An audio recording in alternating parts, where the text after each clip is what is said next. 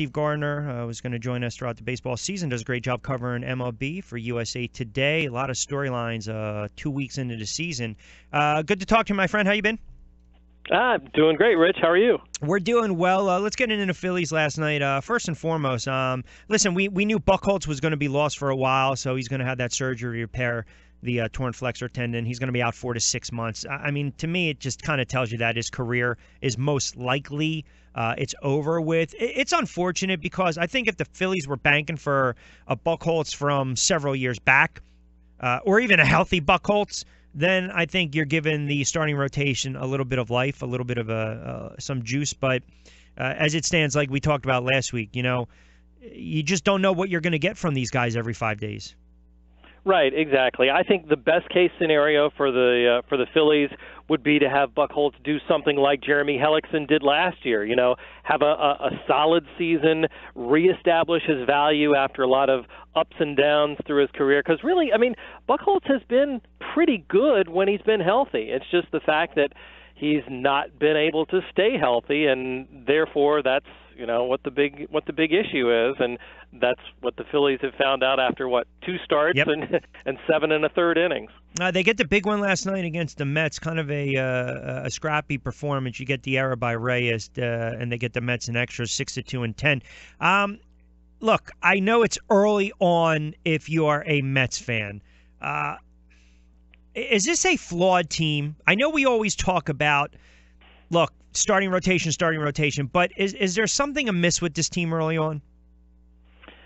I don't know. I mean, it's hard to say. They have not been completely whole yet with Jeurys Familia not joining the team. I think he's scheduled to be able to come off the suspension, tomorrow? Yes, Thursday, like that. Yep.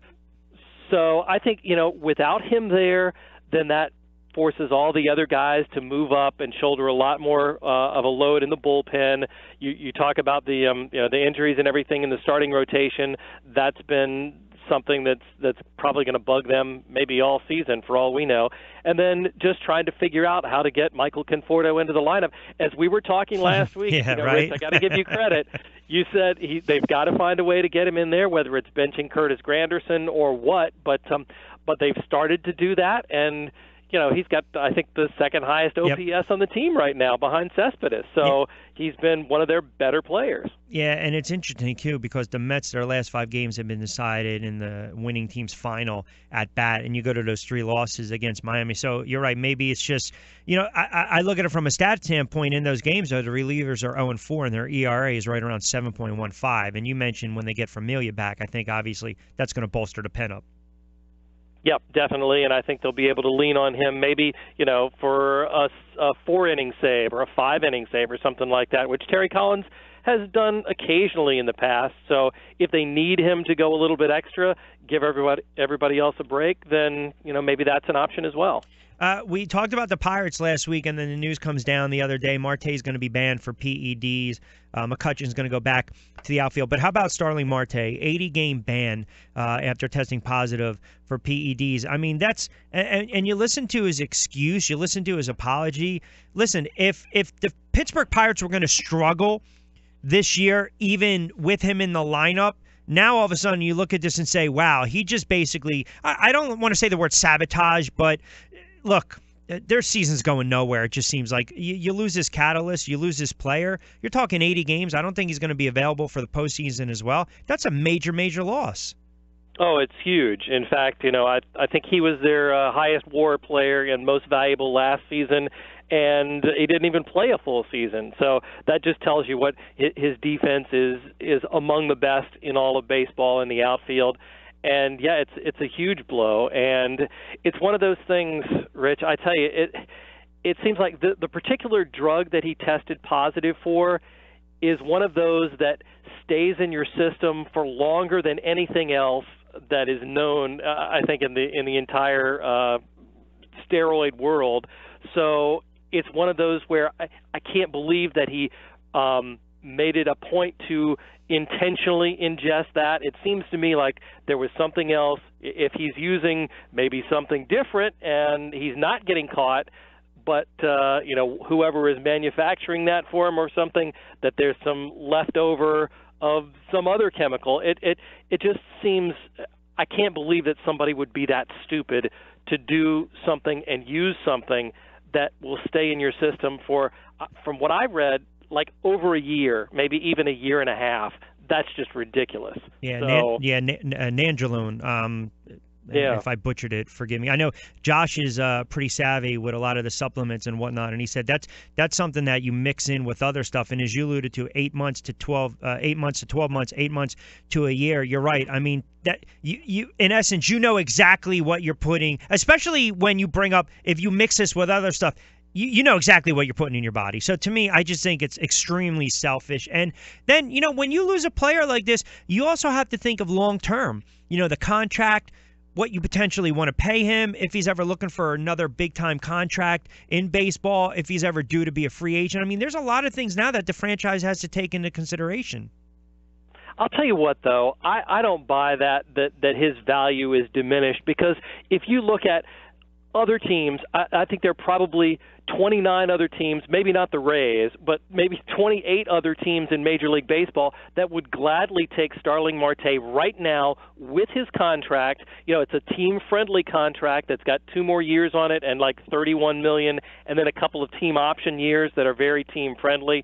So, I mean, this is a guy, you look at players who have been, suspended in the past. D. Gordon, do you hear anything about that? Do you hear anything about Ryan Braun, Francisco Cervelli?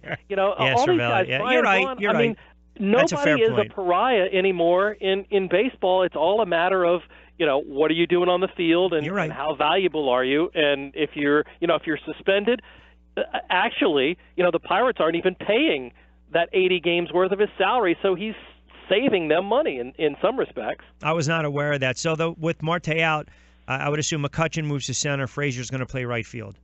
Yep. It's still a bad look. I mean, because like I said, the last several years when they get into that one-game playoff, they always run into a hot pitcher, and it always seems like this is the year for the Pirates. This is the year for the Pirates.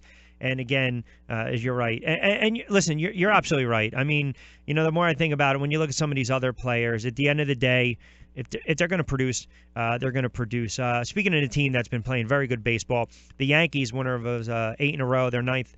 They were going for their 9-game ninth in a row last night against the White Sox. Look, I know you lose the game, but here's the bottom line. You walk away saying to yourself, you know what, this starting pitching, this starting rotation, it looks pretty darn good early on. Yeah, I'll tell you what. I did not see, Luis Severino coming in and he was great last night. Double-digit strikeout games. Michael Pineda, who's been such an enigma for a long time, has had a couple of really good starts right in a row and could be maybe figuring things out. Yeah, it's a small sample, as we say all the time now, but the fact that these guys are performing as well as they are, that's got to at least give you, if you're a Yankee fan, that's got to give you a real big jolt of confidence, because, Gary Sanchez is hurt. They're still winning. Greg Bird is not hitting. No Didi. They're still winning. Yep. Didi Gregorius is not there. Exactly. So to do all that they're doing when they're not even, 100% or even close to what the team that they could put out there on the field, you got to be really happy that this rebuilding effort here. I've heard some people compare them right away, 95, 96. Listen, you had a mix of veterans, role players and veterans that were in the twilight of their career. This is, for what it's worth, I think it's an extremely young team. They don't have the bats, the veteran guys that we've seen in years past. So I think it's kind of pumped the brakes. It's a nice little start after 14 games, but you still got to contend against the Red Sox. Baltimore, despite losing, they won 6 out of 10, so they're right there. They're the front runners in the AL East. I know Toronto's been struggling. They're having a god-awful season. Tampa's playing close to 500 baseball, so kind of pump the brakes. It's very early. It's really early on. But again, I don't think Girardi would envision an 8-game winning streak somewhere around the first week of the season. 2 weeks. No. Certainly not. When you're rolling out, Pete Kozma and Ronald Torreyes and Austin Romine and guys like that, that's pretty impressive for sure. Last one for me. When you look at the West and you look at the Houston Astros, here's a team a couple years ago. They were the laughingstock in baseball, and then they got better. They started to rebuild. I'm looking at the division. we know the Angels are going to struggle. Everyone always thinks Seattle has that second half run. But then you look at Texas. And a lot of people thought Texas was going to be right there with Houston this year. And Texas is off to kind of a bad start. They're 5-9. They're buried in the basement. I know the Astros are 9-5. But is it, again, we're only 14, 15 games in, more of a surprise of what the Astros are doing or more of a surprise that Texas has struggled a little bit early on, even though they're putting up some runs? I think it's more of a surprise that Texas has struggled. I mean, I like the Astros. They're a young team. You know, you talk about the Yankees and their young players kind of taking the lead. The Astros are same way, and they brought in a lot of veterans. So it's kind of, you know, that construct of a team that's moving forward and on the upswing. But you bring in a couple of veterans like a Carlos Beltran and a Brian McCann, and then all of a sudden you've got that leadership and stability that I think, you know, makes for a nice little mix. That we talk a lot about team chemistry and is that really a thing? I think in this case, with a team that's as analytically friendly as the Astros, to worry about team chemistry and make moves to increase it, I think that says a lot. And so I like the Astros. I think they're a very solid team.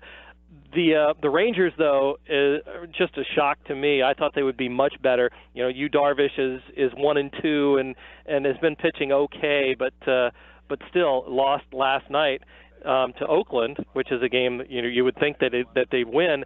So yeah, it's one of those. Adrian Beltre, I think, not being there, I think is a big blow to Texas and maybe affecting them even more, you know, than just on the field, maybe in the clubhouse as well. So get him back, and then we'll see what Texas is made of. What about with Cole Hamels? I mean, he hasn't factored in a decision in his last three starts. I know he wasn't at his best Sunday. He's given up a couple home runs. His strikeout numbers are down. I think just 11 strikeouts through 18 innings. I mean, is he a pitcher on the decline, Cole Hamels? I guess so, but he's just been so consistent. He'll take the ball every 5 days.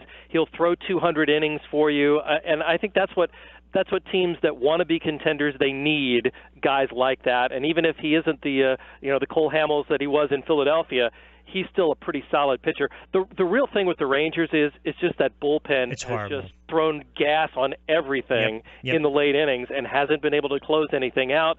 And that's really where that's where they've been hurt, and that's where they need to find some answers, and fast. Yeah, I'll tell you, they always say you can't have enough good pitching. You get premium pitching. You get a guy that can go in there, middle relief, and then you got a closer to shut it down.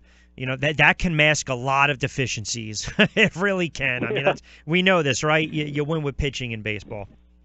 Most definitely. So, and, when your closer is giving up more runs than anybody else, even starting pitchers in baseball to start the season, that's when you know you got troubles. And so, yeah, it did not surprise me that Sam Dyson went on the DL with whatever injury that they decided that he had. It probably wasn't a huge physical injury as much as it was a mental injury. Not finding your stuff. Damage to the team. Yeah, when they put that on the injury report, they just put shelved him for 15-day mental. Get him out of there a little bit. So with a damaged ERA. Yeah, and a damaged ego too. All right, my friend, great stuff as always. I appreciate it. Enjoy the games this week and weekend. We'll talk next week. Always good stuff. Sounds great, Rich. All right, you got care. it. Thanks, Steve. All right, Steve Gardner, great job with USA Today.